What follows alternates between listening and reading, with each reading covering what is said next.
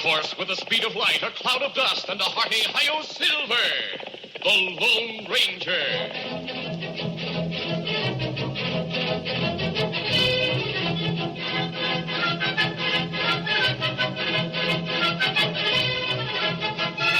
This is the legend of a man who buried his identity to dedicate his life to the service of humanity and country.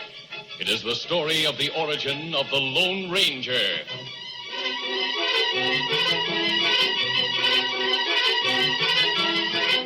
Early settlers in the West had to be brave men and women, ready to fight for their lives at any moment.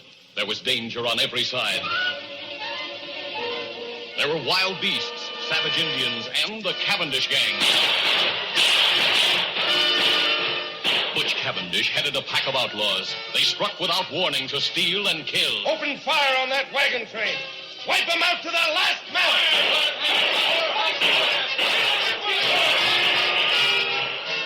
The Cavendish gang attacked ranches and towns as well as wagon trains. Everyone feared Butch Cavendish. His gang grew rich and powerful. Finally, the Texas Rangers learned where Butch Cavendish and his gang were hiding. 6 Texas Rangers guided their horses along a canyon floor to arrest the Cavendish gang. Presently, Captain Reed signaled a halt. Ready, boys. We'll wait here until a scout returns. You think it was a good idea to send Collins, our guide, on ahead? It was Captain Reed's younger brother who asked the question. The captain explained that Collins, who was not a Texas Ranger, was the only man who knew the country and who could scout ahead for information. Then, while the Texas Rangers waited for the guide's return, the captain said to his younger brother, "My wife and son are coming from the east. If something happens to me and you survive, well, I know you'll take care of her and Daddy." Right. I'm going to count on you to resign from the Rangers and work that silver mine we staked out.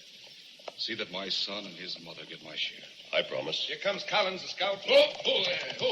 Steady. What's the word, Collins? Good news, Captain Reed. It's all clear.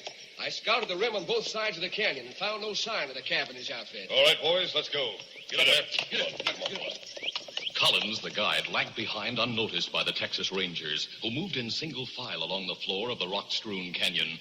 They didn't know that Collins had lied, that Butch Cavendish and his killers were waiting in ambush on the rim on both sides of the gap. Here come those Rangers, boys, just as Collins told us. Yeah, they are. Now, we can't get down to the floor of the canyon without going a long way back, and it'll be dark in half an hour. So we'll just keep pouring lead into them from up here until we're sure they're dead. Then we won't be taking any chances. Now, open fire! The Rangers leaped from their saddles and spread out as they returned the fire from both sides of the canyon.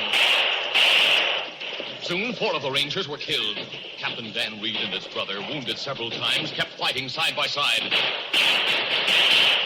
Then the captain fell mortally wounded, and a moment later, his younger brother, the last of the Rangers, slumped to the ground.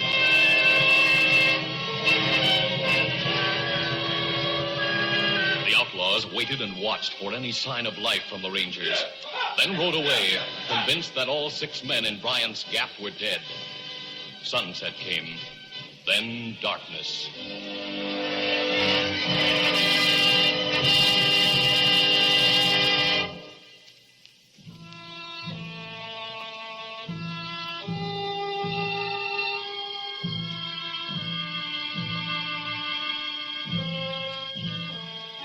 That night, an Indian examined the bodies by moonlight. After examining the first 5 men, he muttered softly, Them dead. Then he came to the 6th man, the younger brother of the captain. And this man, alive. The Indian lifted this man tenderly in his strong arms and carried him to a nearby cave where he bathed and dressed the wounds. Then he took a spade from one side of the cave and returned to the canyon, where he worked steadily until the dead men had been buried. Returning to the cavern, he sat watching through the remaining hours of the night. Daybreak found the Ranger stronger, but by nightfall, the wounds had become infected. The Indian called on all his knowledge to treat the wounded man. He went day and night without rest.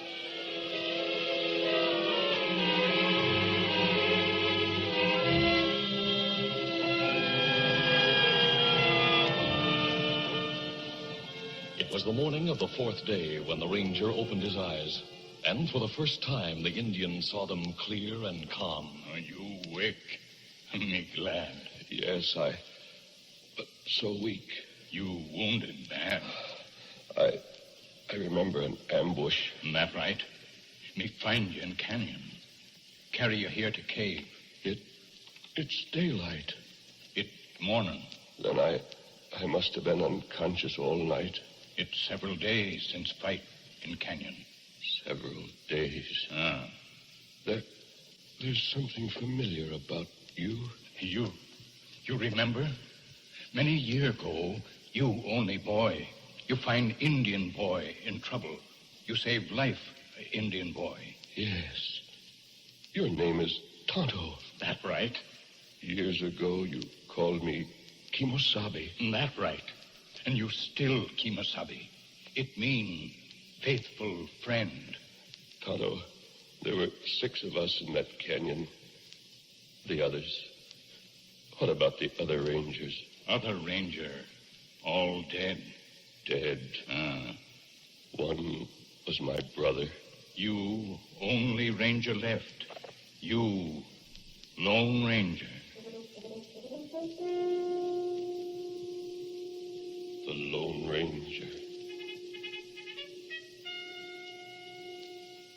Tonto, those killers know me by sight.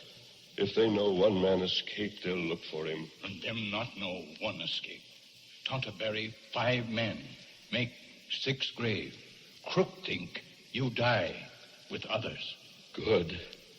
Then my name shall be forever buried with my brother and my friends. From now on, my face must be concealed. A disguise, perhaps. Or a mask. That's it. A mask. I'm the only one who knows about the Cavendish gang. With your help, Tonto, I'll get every one of those crooks. In the ranger's eyes, there was a light that must have burned in the eyes of knights in armor. A light that through the ages lifted the souls of strong men who fought for justice, for God. I'll be the Lone Ranger.